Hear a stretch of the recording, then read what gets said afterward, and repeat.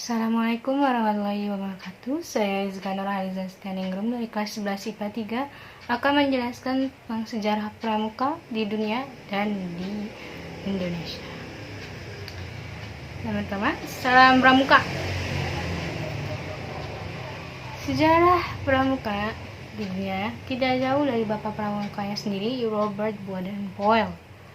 Siapakah Robert Baden-Powell? Dia adalah seorang tentara Inggris dan pendiri Boy Scouts atau Scots. Nama kelahirannya adalah Robert Stephenson Smith Baden-Powell. Ia lahir di Jalan Stanhope No. 6 atau sekarang Stanhope Terrace No. 11, Paddington, London, Britania Raya. Ayahnya adalah seorang profesor geometri di Universitas Oxford, Profesor Dominic Baden-Powell, dan ibunya adalah Miss Henriette Grace Smith, seorang putri dari Admiral Kerajaan Britania Raya yang terkenal, yaitu William T. Smith. Ia adalah anak ke-8 dari 10 bersaudara. Dia dipanggil Steve Powell ketika dia masih kecil. Steve Powell, ketika Steve berusia 3 tahun, ayahnya meninggal dunia. Ibunya pun mengubah nama keluarga menjadi Baden-Powell. Selanjutnya, Steve dibesarkan oleh ibunya. Steve, atau yang sekarang dipanggil Baden-Powell, berkata tentang ibunya pada tahun 1933, "Rahasia besar keberhasilan saya adalah ibu saya." Selepas bersekolah di Rose Hill School, Tunbridge Wells, Steve dianugerahi beasiswa untuk sekolah di Charterhouse. Saat bersekolah di Charterhouse, beliau mendapat julukan Bathing Tower. Pippi selalu ingin mempelajari keahlian baru dan bermain piano serta biola. Selama berada di Charterhouse, dia mengeksploitasi minatnya dalam seni kepanduan dan kerajinan kayu. Pippi biasanya bersembunyi dari guru-gurunya di hutan di sekitar sekolah dan juga untuk berburu kelinci untuk memasak. Ketika masa liburan, dia selalu berpetualang bersama beberapa saudara laki-lakinya. Terkadang mereka berekspedisi dengan sebuah kapal di pesisir selatan Inggris. Terkadang juga mereka menyusuri sungai Thames dengan menggunakan kano. Di semua petualangan ini, Baden-Powell mempelajari seni dan kerajinan yang akhirnya akan berguna di kehidupan profesionalnya. BP atau Baden-Powell tidak dikenal sebagai siswa yang selalu mendapatkan nilai terbaik. Dia sebaliknya malah mengikuti ujian masuk tentara dan mendapatkan ranking kedua dari beberapa ratus pelamar. Dia ditugaskan di 13th Hussars, memotong jalur pembentukan pelatihan perwira. Setelah itu, dia bahkan mendapatkan gelar kolonel kehormatan. Para pandu sering memanggilnya dengan sebutan BP, seperti yang saya bilang tadi, BP atau Baden-Powell. Pada tahun 1876, Baden-Powell pergi ke India sebagai seorang tentara muda dengan spesialis pengintaian, pembuatan peta, dan pemeriksaan. Dia kemudian diminta melatih para tentara lainnya. Metode BP pada saat itu dianggap tidak biasa. Unit kecil atau patroli yang bekerja sama di bawah satu pemimpin dan memberikan penghargaan khusus bagi mereka yang melakukan tugasnya dengan baik. BP memberikan penghargaan berupa lensana, mirip dengan rancangan tradisional kompas dengan jarum menunjuk ke arah selatan untuk yang berhasil menyelesaikan pelatihan. Rencana pramuka universal saat ini memiliki bentuk yang sama. Setelah itu, dia ditugaskan di Balkan, Afrika Selatan, dan Malta. Di Afrika, dia mengasah kemahiran kepanduannya dengan suku-suku Afrika, di mana dia diberi julukan-julukan. Pertama ada Impresa, yang berarti serigala yang tidak pernah tidur. Meskipun sebenarnya secara arti bahasa lokal adalah hiena, karena di sana tidak ada serigala. Kedua adalah Mohalapanzi, yang berarti adalah seorang yang berbaring ketika menembak. Diketahui bahwa BP mengembangkan cara menembak yang unik dan belum pernah dilihat oleh suku Zulu. Katangke, yang berarti si topi besar yang diberikan oleh suku Ashanti. Pada tahun 1896, Baden-Powell ditugaskan ke daerah Matabele di Rhodesia Selatan atau sekarang yang bernama Zimbabwe sebagai kepala staf di bawah Jenderal Frederick Carrington selama Perang Matabele kedua. Di sanalah ia bertemu sahabat karibnya yaitu Frederick Russell Burnham, tentara kelahiran Amerika Serikat yang menjabat sebagai kepala pasukan pengintai Inggris. Burnham mulai mengajari woodcraft kepada BP, keahlian yang juga memberikan inspirasi untuk menyusun program atau kurikulum dan kode kehormatan kepanduan. Keduanya menyadari bahwa kondisi alam dan peperangan di Afrika jauh berbeda dengan di Inggris. Maka mereka merencanakan program pelatihan bagi pasukan tentara Inggris agar mampu beradaptasi. Program pelatihan itu diberikan kepada anak-anak muda Isinya penuh dengan materi-materi tentang eksplorasi, trekking, camping, dan meningkatkan kepercayaan diri. Saat itu juga merupakan kali pertama bagi Baden-Powell untuk mengenakan topi khasnya yang mirip seperti topi koboi sebagai pengenal dan hingga kini masih digunakan oleh anggota kepanduan di seluruh dunia. Ini contohnya. Selain itu, Baden-Powell juga menerima terompet kudu, peralatan dalam perang Debele. Trompet itu nantinya ditiup setiap pagi untuk membangunkan para peserta perkemahan kepanduan pertama di Kepulauan Brown Sea. 3 tahun kemudian di Afrika Selatan selama Perang Boer II, Baden-Powell ditempatkan di kota kecil bernama Mafeking. Dia di sana membantu mempertahankan kota Mafeking selama masa pengepungan 217 hari. Pada saat itu, keahlian pengintaian BP sangatlah diuji. Para tentara muda yang sangat berani dan memiliki banyak akal memberikan kesan yang mendalam bagi BP. Sebaliknya, apa yang sudah dia lakukan meninggalkan kesan yang abadi. Di Inggris, orang-orang membaca berita prestasi Baden-Powell dalam memimpin pasukan Mafeking sehingga di negara asalnya itu dia dipanggil jadi pahlawan Asia. BP kembali ke Inggris pada tahun 1903. Ia melihat bahwa buku panduan yang dia tulis untuk tentara atau namanya Aids to Scouting atau Bantuan untuk Kepanduan telah digunakan oleh pemimpin pemuda dan para guru dalam mengajarkan observasi dan kerajinan kayu. Dia mulai menjadi pembicara di beberapa pertemuan dan rapat umum. Pada saat dia mengikuti pertemuan Boys Brigade, Sir William Smith, pendirinya, meminta BP untuk membuat skema kegiatan dengan kegiatan yang lebih variatif dalam pelatihan anggota untuk menjadi warga negara yang baik. BP mulai menulis ulang buku bantuan untuk kepanduan untuk pembaca dengan usia lebih muda. Pada tahun 1907, dia mengadakan perkemahan eksperimental di Pulau Brown Sea di Dorset untuk menguji cobakan ide-idenya. Di perkemahan ini, dia berhasil mengumpulkan 22 anak laki-laki, beberapa di antaranya datang dari sekolah swasta dan yang lainnya datang dari kelas pekerja. Ini dianggap sebagai awal mula gerakan kepanduan. Buku kepanduan untuk anak laki-laki dipublikasikan pada tahun 1908, setiap 2 minggu sekali dalam 6 bagian.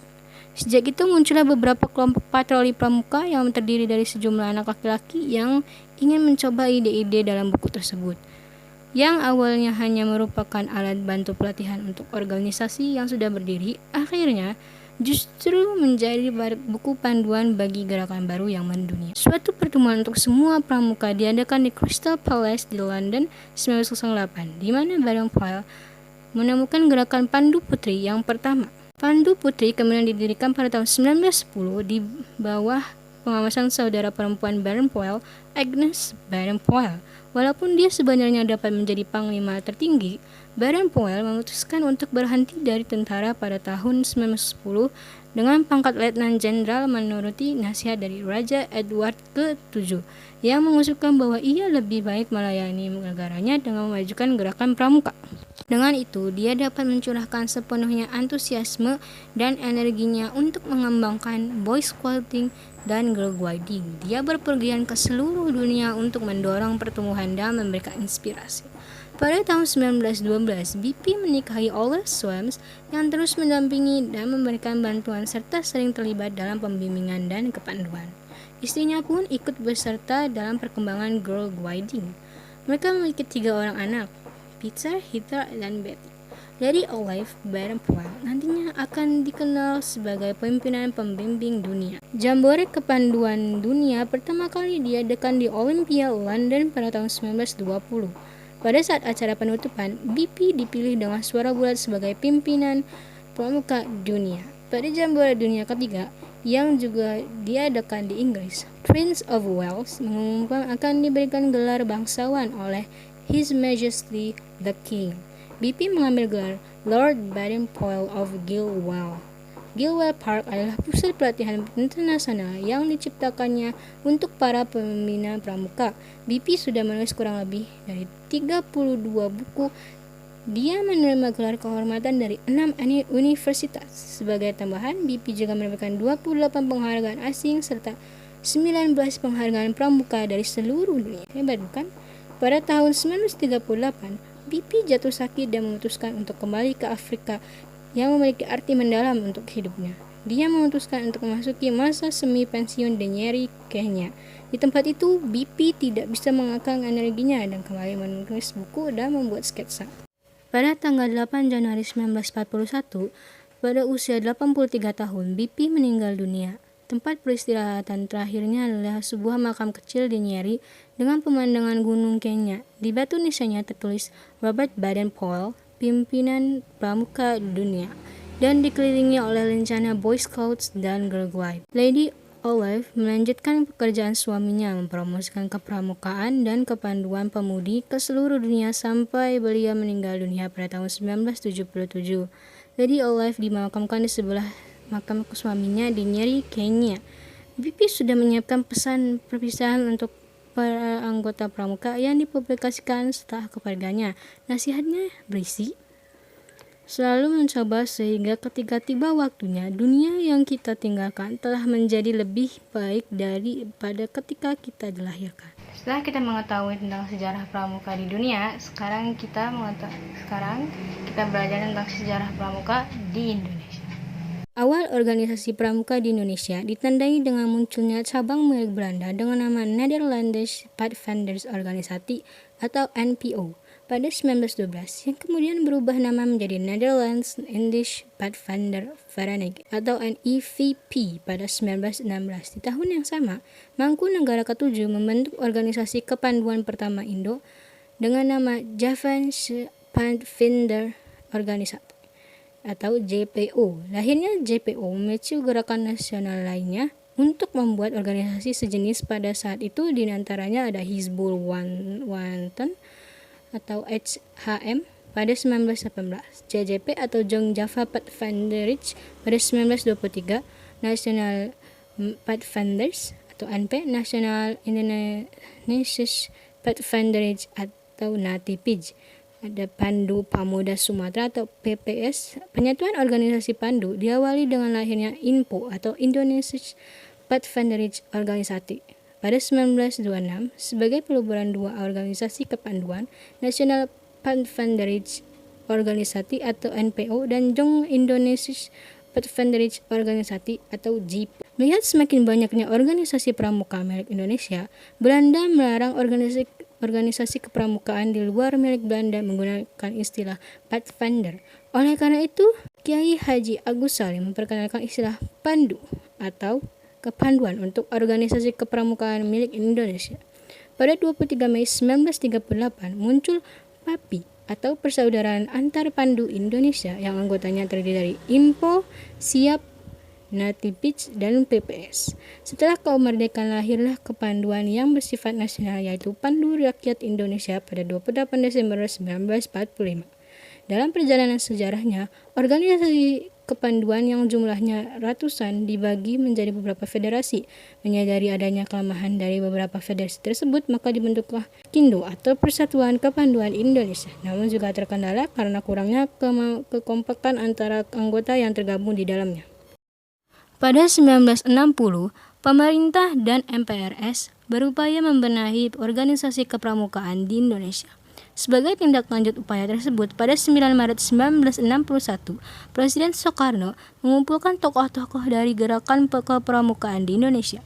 Presiden mengatakan bahwa organisasi kepanduan yang ada harus diperbaharui, aktivitas pendidikan haruslah diganti, dan seluruh anggota organisasi kepanduan yang ada dilebur menjadi satu dengan nama Pramuka. Dalam kesempatan ini juga Presiden membentuk panitia pembentukan gerakan pramuka yang terdiri dari Sultan Hamengkubuwono ke-11, Profesor Prijono, Dr. Aziz Saleh, serta Haji Ahmadi. Peristiwa ini kemudian dikenal dengan Hari Tunas Gerakan Pramuka. Buah hasil kerja panitia tersebut yaitu dikeluarkannya lampiran keputusan Presiden nomor 238 tahun 1961 pada 20 Mei 1961 tentang Gerakan Pramuka. Maka peristiwa ini disebut sebagai Hari Permulaan Tahun Kerja pada 30 Juli 1961 bertempat di Istora Senayan. Seluruh tokoh-tokoh kepanduan Indonesia menyatakan menggabungkan diri dengan keorganisasi Gerakan Pramuka, dan hari bersejarah ini disebut sebagai Hari Ikrar Gerakan Pramuka. Pada 14 Agustus 1961 dilakukan MAPINAS atau Majelis Pimpinan Nasional yang diketuai oleh Presiden Soekarno, Wakil Ketua saat yang pertama Sultan Hamengkubuwono ke-11 dan Wakil Ketua kedua Brigjen TNI Dr. Aziz Saleh. Ditandai dengan penyerahan panji-panji pramuka oleh Presiden Soekarno kepada tokoh-tokoh pramuka, dihadiri oleh ribuan anggota pramuka untuk memperkenalkan gerakan pramuka pada masyarakat. Maka peristiwa ini dikenal sebagai Hari Lahir Pramuka yang sampai saat ini masih diperingati. Terima kasih telah menonton, semoga bermanfaat. Wassalamualaikum warahmatullahi wabarakatuh.